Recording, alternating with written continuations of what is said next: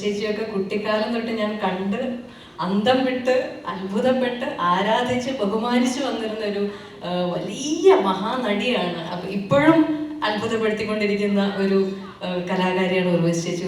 എന്താ നീ പെണ്ണ് പറഞ്ഞു, അതിൽ ഒരെണ്ണം കട്ട് ചെയ്താൽ മതി കേട്ടോ. പെണ്ണല്ലേ നീ? ഒരെണ്ണം എനിക്ക് താല്പര്യം വേണ്ട. എനിക്ക് ആ ഒരു മഹാഭാരം ചുമക്കാൻ നമുക്ക് വയ്യ.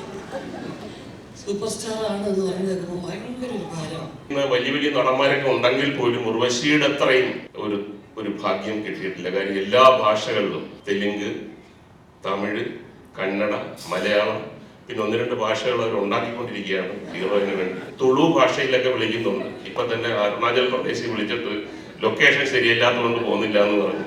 അന്നും ഇതൊക്കെ തന്നെയാണ്. ഈ മുകേഷിന്റെ എന്നെ പറ്റി കഥ പറഞ്ഞ കേട്ടില്ല നിങ്ങൾ? മുകേഷിന്റെ എന്നെ പറ്റിക്കുന്നതായിരുന്നു സ്ഥിരം ജോലി. ഞാൻ പല സ്ഥലങ്ങളും പറഞ്ഞു. പ്രിയമുള്ള സുഹൃത്തുക്കളെ, ഞാൻ അഭിലാഷിനോട് പറയായിരുന്നു, ഞാൻ എന്തെങ്കിലും സംസാരിച്ചു കഴിഞ്ഞാൽ പൈസ കൂടും. കാര്യം 1 മണി കഴിഞ്ഞാൽ റേറ്റ് കൂടും, കൊടുത്തോളാം. അല്ല, ചില സന്ദർഭങ്ങളിൽ നമ്മൾ ഒന്ന് സംസാരിക്കാതെ പോകണം, 1-2 വാക്ക് പറഞ്ഞിട്ട് പോകണമെന്നൊക്കെ അങ്ങനെ ആഗ്രഹിച്ചങ്ങനെ പോകും. എന്നാൽ ഇന്ന് എന്തോ ചില കാര്യങ്ങൾ, ചില ഓർമ്മകൾ ഇവിടെ നിങ്ങളുമായിട്ട് പങ്കുവെച്ചാൽ കൊള്ളാവുന്നുണ്ട്. പ്രത്യേകിച്ചും ഉർവശിയും ഉർവശിയുടെ മകളുമുള്ള സാഹചര്യം. മകളെ കണ്ടപ്പോൾ ഈ പ്രായത്തിൽ തന്നെ നമ്മൾ ഉർവശിയായിട്ട് അഭിനയിച്ചിട്ടുണ്ട്. മകളുടെ പ്രായത്തിൽ ഒരു കാലഘട്ടം, ഞാനൊരു 35 കൊല്ലം മുമ്പുള്ള ഒരു ചെറിയ ഓർമ്മ മകൾക്ക് വേണ്ടി, മകൾക്ക് അറിഞ്ഞൂടായിരിക്കും, അതൊക്കെ പങ്കുവെക്കുകയാണ്. 1921 എന്ന് പറഞ്ഞൊരു സിനിമ ഷൊർണൂർ നിലമ്പൂരിൽ ഷൂട്ട് ചെയ്യാണ്. മഞ്ചേരി നിലമ്പൂർ കാട്ടിനകത്താണ്. കാരവാൻ ഇല്ലാത്ത കാലം, എല്ലാവരും കൂടിയിരുന്ന് ഒരു കുടുംബത്തിലെ പോലെ, അംഗങ്ങളെ പോലെ പേഴ്സണലായിട്ടുള്ള കാര്യങ്ങൾ വരെ സംസാരിക്കുകയും അതിന് പ്രതിവിധികൾ എന്തെങ്കിലും വേണമെന്നുണ്ടെങ്കിൽ ചർച്ചയിലൂടെ അങ്ങനെ ഒരു വലിയ കുടുംബമായിട്ട് കഴിഞ്ഞിരുന്ന ഒരു കാലഘട്ടം ആസ്വദിക്കുവാൻ കഴിഞ്ഞ തലമുറയിലുള്ള ഒരാളാണ് ഞാൻ. അപ്പോൾ എല്ലാവരും കൂടിയിരിക്കുകയാണ്.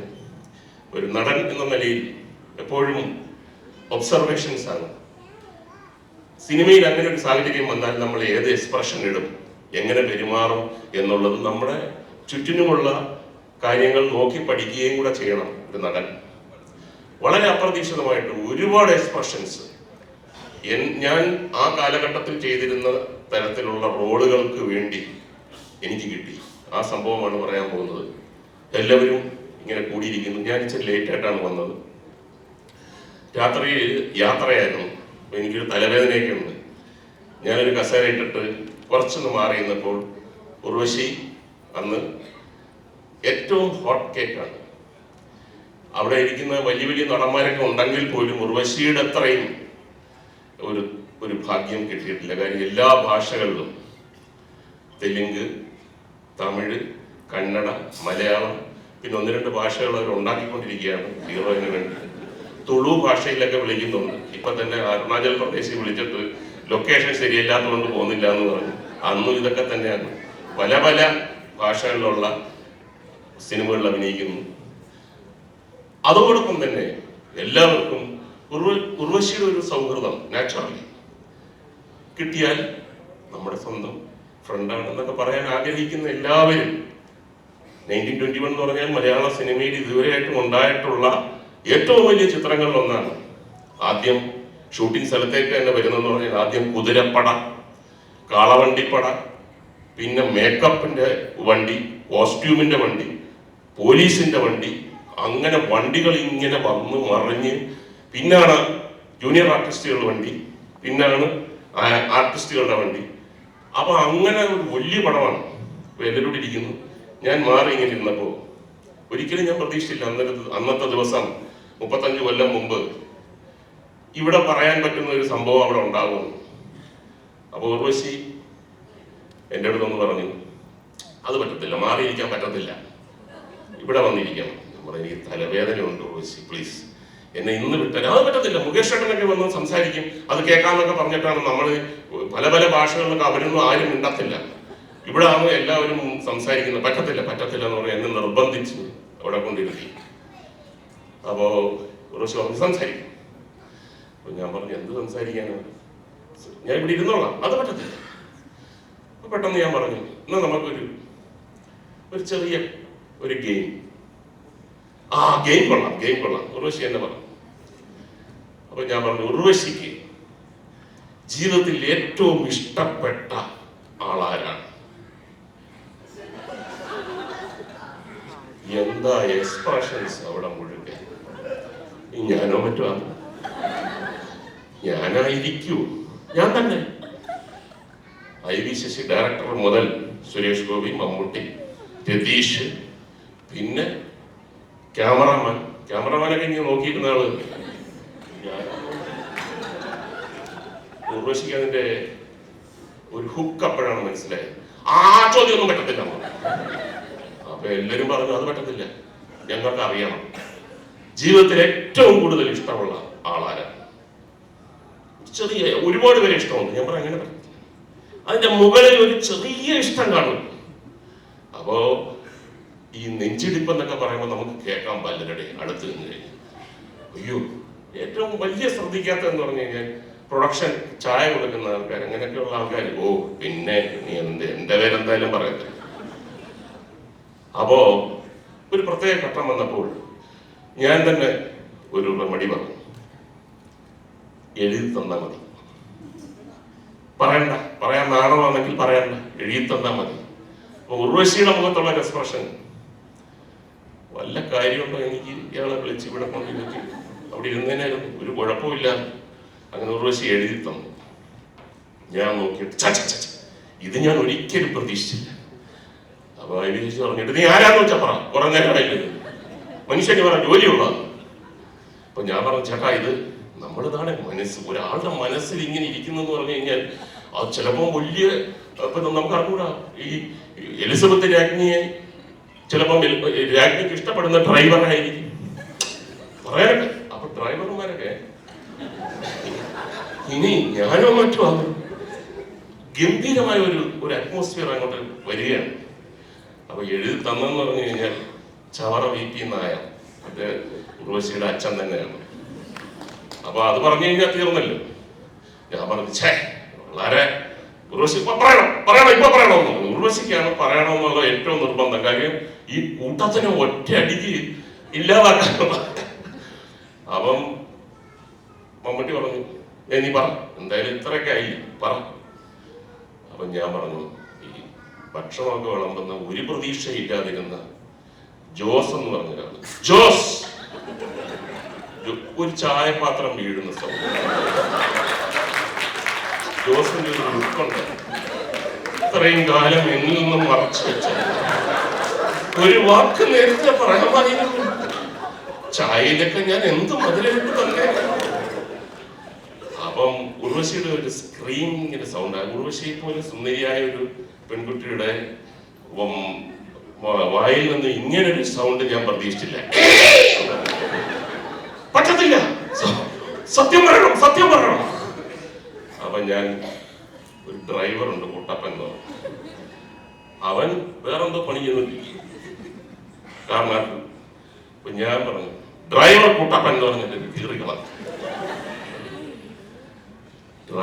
ഒരു ഹോണിന്റെ സൗണ്ട് കിട്ടി, ഇവൻ ഫ്രണ്ടിലോട്ട് വീണതാണോ അതോ കൈ തട്ടിയതാണെന്ന് പറഞ്ഞു. അതിന്റെ കൂട്ടത്തിൽ തന്നെ നേരത്തെ കാട്ടി മോശപ്പെട്ട ഒരു സൗണ്ട് ഉർവശി സുന്ദരിയുടെ വായിൽ നിന്നും. കാര്യം ഉർവശിക്ക് അറിയാം ഇവരൊക്കെ ഇത് വിശ്വസിച്ച് കഴിഞ്ഞാൽ. പിന്നെ അവ എല്ലാവരും പറഞ്ഞു എന്താണെന്നൊക്കെ പറഞ്ഞപ്പോ ഞാൻ പറഞ്ഞില്ല, ഇനി ഇത് പറയാൻ ഉർവശിക്ക് ഇഷ്ടമല്ല, ഞാൻ പറയത്തില്ല എന്ന് പറഞ്ഞാൽ അതൊരു സസ്പെൻസ് ആയിട്ട് എത്രയോ കൊല്ലം പലരും എന്നോട് പറഞ്ഞു. നീ പറഞ്ഞു ഞാനും പറ്റുമോ? അല്ല, ശരി.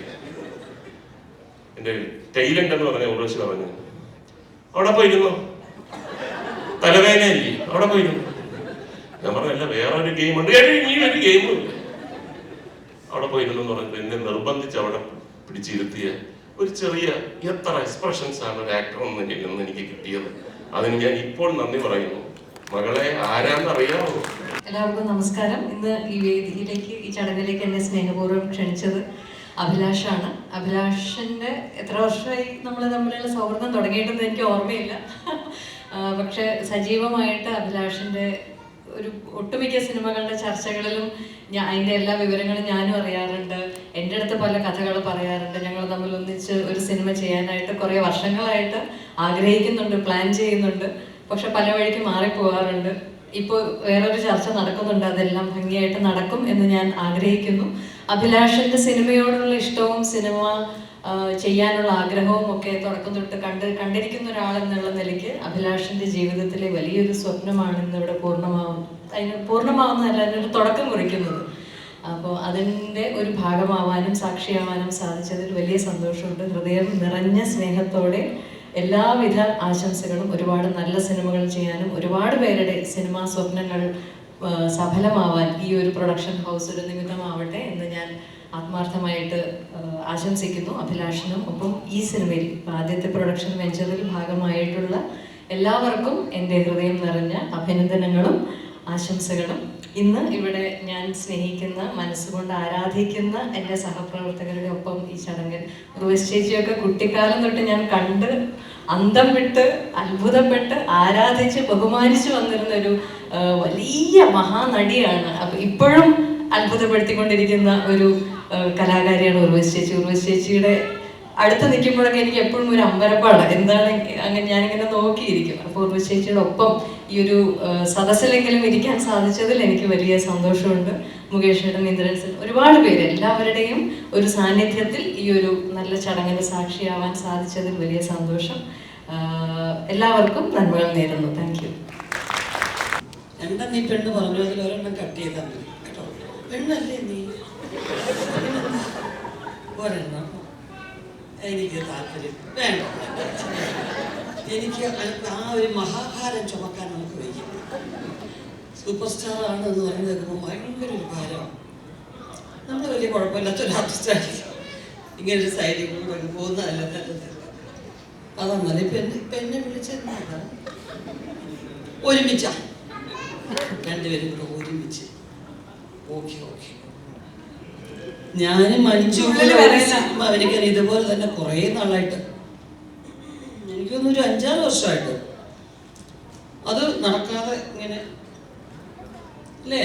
ശങ്കർ, നമ്മുടെ ശങ്കർ രാമകൃഷ്ണൻ ഡയറക്ടർ ശങ്കറാണ് ആദ്യം ഒരു സിനിമ പ്ലാൻ ചെയ്ത് പറഞ്ഞത്. ഭയങ്കര തൊഴിലൊക്കെ ആയിട്ട് ഭയങ്കര സന്തോഷമായിട്ടിരുന്നു.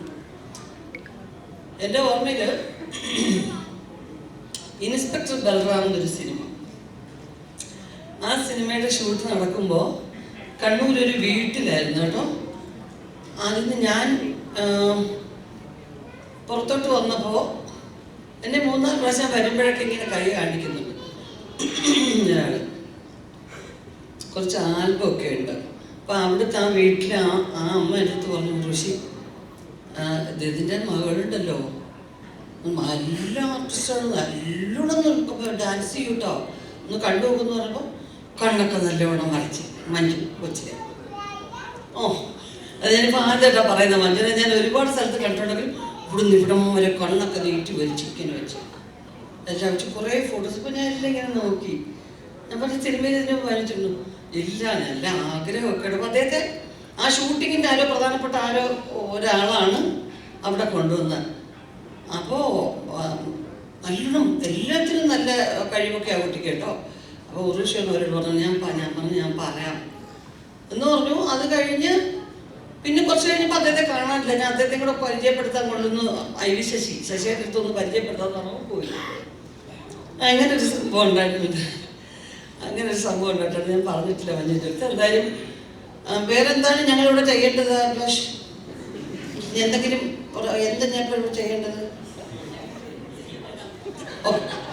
പ്രൊഡ്യൂസ് ചെയ്യാൻ കാശ് ഞാൻ അത് പ്രതീക്ഷിച്ചു. പ്രൊഡ്യൂസ് ചെയ്യാൻ ചുമ്മാ ഇടാന്നേ വിചാരിച്ചു. ഇന്നലെ രാത്രി ഒരു 8 പവന്റെ മാല ഒരു എന്റെ തന്നിട്ട് പറഞ്ഞു, നീ എന്ത് വെച്ചപ്പോ ചെയ്തിട്ട് പണം ചെയ്തോളൂ അല്ലേ? ആ ശരിയാട്ടോ. പക്ഷെ ചേച്ചി മാത്രമല്ല, ചേച്ചിയുടെ കൂടെ ചേച്ചിയുടെ ഹസ്ബൻഡ് ശിവൻചേട്ടൻ കഴിച്ചിരുന്ന മാല ഒരു എന്റെ തന്നു. ഞാൻ പറഞ്ഞു വേണ്ട, തൽക്കാലം കാശൊക്കെ ഉണ്ട്. അല്ല, പക്ഷെ എന്താന്ന് പറയാ, ഈ 2 മാല കൊണ്ട് പക്ഷെ അവിടെ വെച്ച് നിർത്താനാണ് മുകേഷ് ചേട്ടൻ. അവിടെ വെച്ചത് ഈ മുകേഷ് ചേട്ടൻ എന്നെ പറ്റി കഥ പറഞ്ഞാൽ മകൾക്കായിട്ടില്ല. നിങ്ങൾ മുകേഷ് ചേട്ടൻ എന്നെ പറ്റിക്കുന്നതായിരുന്നു സ്ഥിരം ജോലി.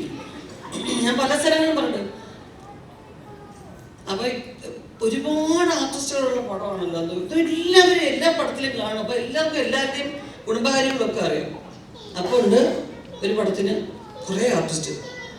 CBI ഡയറക്ടർ എന്നൊരു സിനിമ, നിങ്ങൾക്കൊക്കെ അറിയാം. ആ സിനിമയുടെ കുറേ പേര്, ക്യാപ്റ്റൻ രാജുവേട്ടൻ, അവരെല്ലാവരുണ്ട്. അപ്പോൾ മുകേഷ് ചേട്ടൻ ഇങ്ങനെ ഒറ്റയ്ക്കൊരു സ്ഥലത്ത് പോയിരിക്കുന്നു. ഇതൊക്കെ നോക്കുന്നു. ഒരു പേനയും ഒരു പേപ്പറും എടുത്തു. അവൻ എന്താ മുകേഷിട്ട് അപ്പം എന്തെന്നാ എഴുതുന്നേന്ന്. ഋഷി എല്ലാവരും എന്നെ കളിയാക്കുന്നു. ഋഷി എനിക്ക് പാട്ടൊക്കെ എഴുതുന്നു. ഋഷിക്ക് അതുകൊണ്ട് നമ്മുടെയൊക്കെ നാടക കുടുംബമല്ലേ, എനിക്ക് പാട്ടൊക്കെ എഴുതണമെന്ന് ഭയങ്കര ആഗ്രഹമുണ്ട്. പക്ഷെ അവരൊക്കെ പറയുന്നു മുകേഷ് പാട്ട് എഴുതുന്ന പാട്ട് എഴുതാനൊന്നും ആണില്ല, വലിയ വയലാറെന്നാണ് വിചാരം എന്നൊക്കെ പറയുന്നു. അപ്പോൾ ഉടനെ എനിക്ക് സെന്റിമെന്റ്സ് വരും. നമ്മൾ ആര് പറഞ്ഞു മുകേഷ് ചേട്ടാ അങ്ങനെ പറയാം? പിന്നെ ഇവരാണോ തീരുമാനിക്കുന്നത്? മുകേഷ് ചേട്ടാ എഴുത്, മുകേഷ് എഴുതിയിട്ട് എന്നെ വായിച്ച് കേൾപ്പിക്കും. ഞാനൊരു വലിയ സപ്പോർട്ട് ചെയ്ത് ഒരാളായിട്ട് നിൽക്കുക. അപ്പോഴീ ഒറിജിനൽ സ്വഭാവത്തെക്കുറിച്ച് ഞാൻ മറന്നു പോകുന്നു. പിന്നെയും ഞാൻ പറ്റിപ്പോകും. ശരി ഋഷി അവനിങ്ങനെ എഴുതി. എന്നിട്ട് ഋഷിന്റെ കളിയാക്കത്തില്ല. ഇല്ല കേട്ടോ, കളിയാക്കത്തില്ല. തിരുനെല്ലിക്കാട് പൂത്തു തിന്നാൻ കിളി ഇറങ്ങി, കിളിയാട്ടും പെണ്ണെ കളിയാടാൻ വായോ. അങ്ങനെ പറഞ്ഞു. നമ്മൾ സൂപ്പറായിരിക്കുന്നു മുകേഷ്. അയ്യോ നല്ല കറക്റ്റ് പ്രാസമൊക്കെ ഒപ്പിച്ച് ഭയങ്കര രസമായിരിക്കുന്നു അല്ലേ. പക്ഷെ ഞാൻ അവിടെ കൊണ്ട് കളി. എന്നിട്ട് അവരുടെ അടുത്തുള്ളത് പേപ്പർ അയച്ചു. ഇങ്ങനെയൊക്കെ അവരുടെ എക്സ്പ്രഷൻ കണ്ടോ. ഞാൻ പറഞ്ഞില്ലേ എന്നെ കളിയാക്കുന്നു. ഞാൻ പറഞ്ഞു മുകേഷ് ചേട്ടാ അവരെ ഒന്ന് ഭാഗവയ്ക്കണം. മുകേഷ് ചേട്ടാ ഞാൻ ട്യൂൺ ചെയ്യട്ടെ ഒരു ചേട്ടാ. അപ്പൊ ഇവർക്കൊക്കെ അറിയാൻ കേട്ടോ ഈ ഡ്രാമ. അവിടെയാണ് എന്റെ നാണക്കേട്. അപ്പൊ ഞാൻ ശരി ചേട്ടാ ഇങ്ങനെ പലരും പറഞ്ഞു. തിരുനെല്ലിക്കാട് പൂത്തു തിന്ന എന്തൊരു നല്ല ട്യൂൺ. ഞാൻ പറഞ്ഞു ഭവൻ എന്തൊരു നല്ല ട്യൂൺ. ചേട്ടാ ഇത് സൂപ്പറായിരിക്കുന്നു കേട്ടോ, നന്നായിരിക്കുന്നു. ആണല്ലേ ഉർവശി? ഇത് ഉർവശി വെച്ചോ, ആരെയും കാണിക്കല്ലേ, എനിക്ക് പരിഹാസം കേൾക്കാൻ വയ്യ ഉർവശി. നമ്മുടെ ഒന്നും കുടുംബത്തിന്റെ വാല്യൂ ആർക്കും അറിയണം. അപ്പൊ ഞാൻ ഭദ്രമായിട്ട് ഞാൻ ഓരോരുത്തർക്കും നിങ്ങൾ കേട്ടോ മുകേഷിന്റെ പാട്ട്? ഇല്ല, അവർക്കൊക്കെ അറിയാം കേട്ടോ.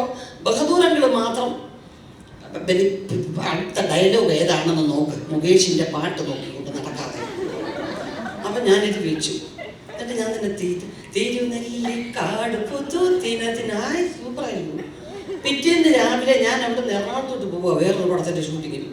വണ്ടി കയറി ഇരുന്നപ്പോൾ നേരത്തെ പറഞ്ഞ കുട്ടപ്പൻ, അന്നത്തെ ഒരു മുഖ്യമന്ത്രി കരുണാകരന്റെ പൈലറ്റായിട്ട് പോയ കുട്ടപ്പന്റെ വണ്ടിയാ. അപ്പൊ പെട്ടെന്ന് കൊണ്ടുവന്ന് വിടും, ഭയങ്കര സ്പീഡാവും. ഇതിന്നോട് 5 മിനിറ്റ് ഞാൻ പറഞ്ഞു കുട്ടപ്പ പാട്ടിട്ടു. കുറെ പാട്ടുകൾ ഇങ്ങനെ വന്ന് അടുത്തത് ഒരു പാട്ട് കാസറ്റാവും. യേശുദാസും ഇതും ചേർന്ന് ആലപിക്കുന്ന ഗാനം എന്ന് പറഞ്ഞ് നേരത്തെ കാസറ്റ് ഇറങ്ങുമല്ലോ. ദാസേട്ടനും വേറെ തിരുനെല്ലിക്കാട്. അയ്യോ അതിനിടയ്ക്ക് ഈ പാട്ട് സിനിമയിലും എടുക്കുക. എന്ത് ചോദിച്ചു? ഏത് പാട്ട് ചേച്ചി? ഞാൻ പറഞ്ഞു ഇന്നലെ മുകേഷ് എഴുതിയ പാട്ട് ഇന്ന് സിനിമയിൽ വന്നിരിക്കുന്നു. ചേച്ചി ഇത് ജോഷി സാറിന്റെ പടത്തിലെ പാട്ട് മുകേഷനും പാർവതിയും കൂടെ അഭിനയിച്ച് ഞാൻ അല്ലേ കൊണ്ടുവന്ന് വിട്ടിട്ട് ഇങ്ങോട്ട് കൊണ്ടുവന്നു. എനിക്കാണെങ്കിൽ അപ്പ കൈ കെട്ടിയിരുന്നെങ്കിൽ ഇങ്ങനെ എടുത്തൊക്കെ എറിയണം. എനിക്ക് മാനക്കേട് സഹിക്കാൻ വയ്യ. ഞാൻ ആ ലൊക്കേഷനിൽ എല്ലാവരോടും പറഞ്ഞില്ല ഈ പാട്ടിനെ കുറിച്ച്. 4 ദിവസം കഴിഞ്ഞ് പോകണം വരുമ്പോൾ മുകേഷനെ കാണണം. അവിടെ എല്ലാവരുടെ മുമ്പിൽ വെച്ച് എന്ത് പറഞ്ഞ് തോപ്പിക്കാം? ആർക്കും ഒന്നും പറഞ്ഞ് തോപ്പിക്കാനൊക്കത്തില്ല. ശരിക്കുള്ള ജീവിതത്തിൽ നമ്മളെക്കുറിച്ച് ഒരാൾ കളിയാക്കിയാലും നമ്മൾ ചിരിച്ചു പോകുന്ന ഒരൊറ്റ ആളിനെ ഞാൻ കണ്ടിട്ടുള്ളത് മുകേഷ്. സത്യത്തിൽ ഹ്യൂമർ അവതരിപ്പിക്കുന്ന സിനിമയിൽ അവതരിപ്പിക്കുന്ന ഒരുപാട് പേരെ ഞാൻ എല്ലാ ഭാഷയിലും കണ്ടിട്ടുണ്ട്. പക്ഷെ മുകേഷ് അത്ര സ്പോണ്ടേനിയസ് ആയിട്ട് നമ്മളെ കൂടെ ചിരിപ്പിക്കുകയും ഒരു സെക്കൻഡ് ചിന്തിപ്പിക്കുകയും ചെയ്യുന്ന തമാശ അപ്പം പറ്റിക്കാനൊക്കത്തില്ല. ഞാൻ തോറ്റു പോവുകയാണ്. ഈശ്വര ആരെങ്കിലും എന്തെങ്കിലും ഒരു വഴി കാണാൻ പറഞ്ഞു. ചെന്നുടനെ ലൊക്കേഷൻ ഗുഡ് മോർണിംഗ് പാട്ടവിടെ മുകേഷിന്റെ ഓരോരുത്തരും. പക്ഷെ എനിക്ക് അറിഞ്ഞൂടാ, എനിക്ക് അപ്പോഴേ അറിയാം വേറെ സിനിമയിലെ പാട്ടാണ്, ഞാൻ ചുമ്മാ അഭിനയിച്ചതാണ്. അതുപോലെ ഏതെല്ലാം സന്ദർഭത്തിൽ അത് ഈ പടത്തിൽ മുകേഷായിട്ടുള്ളപ്പോൾ ഞാൻ പറഞ്ഞു ആദ്യം തന്നെ മുകേഷായിട്ടുള്ള പടത്തിൽ അയ്യോ സൂപ്പറായിരിക്കും മുകേഷ്. കാരണം എന്താ പറയുക, ലൊക്കേഷനുകൾ ആനന്ദകരമാക്കാനാണ്. സത്യത്തിൽ കുറേ കഥ കേൾക്കാം, നമ്മളെ തന്നെ പരിഹസിക്കും, നമ്മളെ തന്നെ പറ്റിക്കും, എന്നാലും കൂടെ നമ്മൾ കഥ കേട്ടു. അങ്ങനെ എന്തായാലും പ്രൊഡക്ഷൻ ഹൗസ് ഐശ്വര്യമായിട്ട് അഭിലാഷും അതെ ഞാനിപ്പം ഒരു പടം ചെയ്തു, അതിൻ്റെ റീ റിലീസ് ഉടനെ ഉണ്ടാവും. പിന്നെ അത് ചെറിയ ചില സാങ്കേതിക കാരണങ്ങൾ കൊണ്ട് നമുക്കത് മുന്നോട്ട് കൊണ്ടുപോകാൻ പറ്റില്ല. അപ്പോൾ ഇത് സെക്കൻഡ് പ്രൊഡക്ഷൻ ആയിട്ടല്ല, ഞങ്ങൾ ആദ്യം പ്ലാൻ ചെയ്യുമ്പോൾ എൻ്റെ പ്രൊഡക്ഷൻ ഹൗസ് ഉണ്ടായിരുന്നില്ല അഭിലാഷിന്. അഭിലാഷ് പെട്ടെന്ന് എന്നോട് വിളിച്ച് ചോദിച്ചു, പക്ഷേ 2 ആഴ്ചയ്ക്ക് ചേച്ചി നമുക്കങ്ങ് പ്രൊഡക്ഷനും കൂടെ ഇൻവോൾവ് ചെയ്താലോ എന്ന് ചോദിച്ചു. കുഴപ്പമില്ല, കാരണം എന്ന് വെച്ച് കഴിഞ്ഞാൽ അതിൽ വളരെ ആക്റ്റീവായിട്ട് പ്രവർത്തിക്കാൻ അറിയാവുന്ന ആളാണ് അഭിലാഷ്. അപ്പോൾ ഈ പുതിയ പ്രൊഡ്യൂസേഴ്സ് വരുമ്പോൾ പലരും എന്നോട് ചോദിക്കുന്ന ഒരു കാര്യമാണ് അടുത്ത സമയത്ത്, ചേച്ചി വന്നു കഴിയുമ്പോൾ പ്രൊഡ്യൂസേഴ്സ് കൗൺസിലിൽ നിന്ന് ഭയങ്കരമായിട്ട് പേടിപ്പിക്കുന്നു, ഇതിൻ്റെ ആവശ്യമുണ്ടോ, നിങ്ങൾക്ക് പടം എടുക്കേണ്ട ആവശ്യമുണ്ടോ, മറ്റെന്തെങ്കിലും ബിസിനസ് ചെയ്താൽ പോരെ, ഇങ്ങനെ ചോദിക്കുന്നത് എന്താ വെച്ചാൽ അങ്ങനെ പലരും ചോദിക്കാറുണ്ട്. അല്ല, ഞാൻ പറയും കുറച്ച് നമ്മൾ കരുതലായിട്ടിരിക്കാൻ വേണ്ടി ആയിരിക്കും. കാരണം എനിക്കറിയാൻ വയ്യ, കാരണം ധാരാളം നിർമ്മാതാക്കളിലൂടെ വരണം, പ്ലാൻ ചെയ്ത് നല്ല സിനിമകളിലൂടെ ഉണ്ടാവണം എന്ന് പറയുന്നതാണെന്നാണ് എൻ്റെ വിചാരം. പക്ഷെ ഇപ്പോഴേ ഞാൻ അറിയുന്ന അങ്ങനെ അല്ലെന്ന്. എന്ന് പറഞ്ഞ പോലെ ഞാൻ പറഞ്ഞു, ഞാൻ വരണോ ചേച്ചി വരണം, ധൈര്യമായിട്ട് ചെയ്യാൻ പറ്റും. കാരണം എനിക്ക് വിശ്വാസമുള്ളൊരു സ്ക്രിപ്റ്റിൽ ഞാൻ പ്രൊഡ്യൂസ് ചെയ്യുമ്പോഴല്ലേ അതല്ലേ ശരിയായിട്ട്. അല്ലാതെ ഒരു കഥ പ്ലാൻ ചെയ്ത് ഇനിയിപ്പം നമ്മളൊരു കഥ കേട്ട് പ്രൊഡക്ഷനിലോട്ട് കൊണ്ടുവരാമെന്ന് പറയുന്നതിനെക്കാട്ടിലും. അതുപോലെ ആരതി ഓരോ സെക്കൻഡ് എന്തെങ്കിലും ഒരു പുതിയ ചിന്ത വന്നാൽ അപ്പം തന്നെ വിളിക്കും, ചേച്ചി ഇതിനകത്ത് ഇങ്ങനെയും കൂടെ വന്നാൽ നന്നായിരിക്കും. അതുപോലെ ഓരോ ആർട്ടിസ്റ്റേയും ഒരുപാട് ആർട്ടിസ്റ്റ് ഉള്ള ഒരു ഫിലിമായത്. അതുകൊണ്ടാണ് ആദ്യം നമ്മൾ തമിഴും മലയാളവും എന്നുള്ള ബൈലിംഗ്വൽ തന്നെ മനസ്സിൽ ചിന്തിച്ചത്, രണ്ടിലും കൂടെ ഉൾപ്പെടുന്ന ആർട്ടിസ്റ്റുകളെ വെക്കാമെന്നുള്ളത്. പക്ഷെ ഇപ്പം മെയിൻ മലയാളത്തിലെ ആർട്ടിസ്റ്റുകൾ, നമ്മുടെ ആർട്ടിസ്റ്റുകൾ ഒക്കെ തന്നെ ആയിരിക്കണം എന്നുള്ളത്. കുറേ ഒരു ഗ്യാപ്പിന് ശേഷം ഞാൻ മുകേഷ് എന്നെ പേരായിട്ട് ചെയ്യുന്നു. അല്ല, 4-5 വർഷത്തിന് മുമ്പ് ചെയ്തു എങ്കിൽ പോലും ഞങ്ങൾ ഉദ്ദേശിക്കുന്ന തരത്തിലൊരു കോമ്പിനേഷൻ ആയില്ല ആ സിനിമ. പക്ഷെ ഇത് അങ്ങനെ ഒരു സിനിമ ആവുമെന്നാണ് വിശ്വാസം. പിന്നെ മോള്, അവളുടെ ക്യാരക്ടേഴ്സ് ചൂസ് ചെയ്യാനും സെലക്ട് ചെയ്യാനും ഒക്കെ ഇന്നത്തെ ജനറേഷൻ കുട്ടികൾക്ക് നല്ല കഴിവാണ്. എങ്കിൽ പോലും അതിനകത്ത് അവൾ അത് ഇടപെടാറില്ല. അമ്മ നോക്കിയിട്ട് പറഞ്ഞാൽ മതി എന്നുള്ള രീതിയിലാണ്. അപ്പോൾ ഈ സ്ക്രിപ്റ്റും ഇതുവരെയും പൂർണ്ണമായിട്ട് അവളിരുന്ന് കേട്ടിട്ടില്ല. അഭിലാഷ് എന്നോട് പറഞ്ഞു, ആരതി, വിപിൻ ഇവരെല്ലാം കൂടെ എന്നോട് ഡിസ്കസ് ചെയ്യുന്നുണ്ട്, ഞാൻ അവളോട് പറയുന്നുണ്ട്. പിന്നെ ഈ ക്യാരക്ടറിന് വേണ്ട ചില പ്രിപ്പറേഷന് വേണ്ടിയുള്ള ചില കാര്യങ്ങൾ മാത്രം അഭിലാഷ് ആദ്യമേ പറഞ്ഞത് വേണം. അതുപോലെ ആരതിയും പറഞ്ഞു, ഈ ക്യാരക്ടറിന് ഇങ്ങനെ ചില കാര്യങ്ങൾ വേണം എന്ന് പറഞ്ഞു. അങ്ങനെ അതിനുവേണ്ടിയുള്ളൊരു തയ്യാറെടുപ്പ് നടത്തിയിട്ടുണ്ട് ഫിലിമിന് വേണ്ടി. അപ്പോൾ തീർച്ചയായിട്ടും ഇന്നത്തെ പോലെ തന്നെ എല്ലാ ഈ സിനിമയുടെ റിലീസും അതിനുശേഷവും നിങ്ങളുടെ എല്ലാവരുടെയും നല്ല സഹകരണം എല്ലാം ഉണ്ടാവട്ടെ. അപ്പം നേരത്തെ പറഞ്ഞ പോലെ മഞ്ജു വാര്യർ എന്നെ സൂപ്പർ സ്റ്റാറായിട്ട് എന്നെ തൊഴിലാണ്. അല്ല, അതൊക്കെ അത് വേറെ സബ്ജക്റ്റ് ആയിരിക്കും. ആദ്യം തുടങ്ങിയത് അതിൽ ഞാൻ അധികം ഫിനിഷ് ഇത് ഇന്ന് ഈ ഫംഗ്ഷന് പങ്കെടുത്താൽ ഒരു ക്യാരക്ടറല്ല, ഒത്തിരി ക്യാരക്ടർ കിട്ടും. കാരണം ഒന്നിലധികം സിനിമകളുടെ തുടക്കമാണ്. അതുകൊണ്ട് മനസ്സിൽ കൂടുതൽ സന്തോഷമുണ്ട്. എല്ലാവർക്കും നല്ല നേരുന്നു. ഇവിടെ ഞാൻ ഇന്ന് കണ്ടത് ഇതുപോലൊരു ലോഞ്ച് അഭിലാഷ് ചെയ്യുമ്പോൾ അഭിലാഷിൻ്റെ അമ്മയും അതുപോലെ തന്നെയുള്ള അമ്മമാരെയും വെച്ച് വിളക്ക് കൊളുത്തിക്കൊണ്ട് ഞങ്ങളെല്ലാം അവിടെ ഇരുത്തിക്കൊണ്ട് it was a great feeling for me. At the same time അദ്ദേഹത്തിൻ്റെ അച്ഛനെയും ഇവിടെ കൊണ്ടുവന്ന് ഇരുത്തിയിട്ടുണ്ട്. അപ്പം അച്ഛനും അമ്മയ്ക്കും അത്രയധികം റെസ്പെക്ട് കൊടുത്ത് പത്തനംതിട്ടയിൽ നിന്ന് കയറി പോരുന്ന സമയത്ത് ആശങ്കാകുലനായിരുന്ന ആ പിതാവ് ഇന്നിവിടെ വന്നിരിക്കുകയാണ്. ഇത്രയും വലിയൊരു സ്റ്റേജിൽ തൻ്റെ മകൻ തൻ്റെ കമ്പനി ലോഞ്ച് ചെയ്യുന്നു. That too today is a father's day and it's a great gift for your father. അച്ഛനൊരു ഗിഫ്റ്റ് ആയിരിക്കും അത് അഭിലാഷിൻ്റെ സൈഡിൽ നിന്ന്. So I wish you all the best. നീ ഒരു ഗുരുത്തമുള്ള മോനാണ്. പിന്നെ അഭിലാഷിനെ കുറിച്ച് ഒരു വാക്ക്, സച്ച് എ ഹാർഡ് വർക്കിംഗ്. ഞാൻ പലപ്പോഴും കഥ പറയാൻ വേണ്ടിയിട്ട് ഇവൻ എൻ്റെ പിറകിൽ നടക്കുന്നു. അതുപോലെ തന്നെ ഓരോരുത്തരടുത്തും പോയി കഥ പറഞ്ഞു കഴിഞ്ഞാൽ ഇവൻ ഒരിക്കലും ബോറടിക്കില്ല. അത് രാവിലെ തൊട്ട് ഈവനിങ് വരയ്ക്കും പല ആളുകളോടും കഥ പറഞ്ഞ് he has become a seasoned writer now. And God bless you, all the best. And I wish all the best to this company. God bless you all. Thank you so much. God bless.